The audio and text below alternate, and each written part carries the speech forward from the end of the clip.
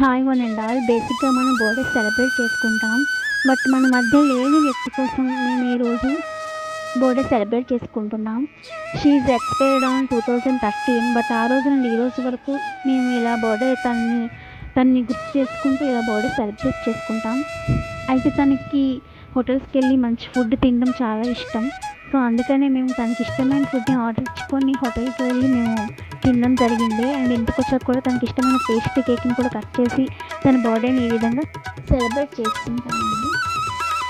మాలాగే లేని వ్యక్తుల కోసం ఈ విధంగా సెలబ్రేట్ చేసుకునే వాళ్ళు ఉంటారు, ఉండకపోవచ్చు. ఎనీహౌ మేమైతే తన జ్ఞాపకాన్ని ఈ విధంగా పంచుకుంటాం So every year. we all miss you and we all love you.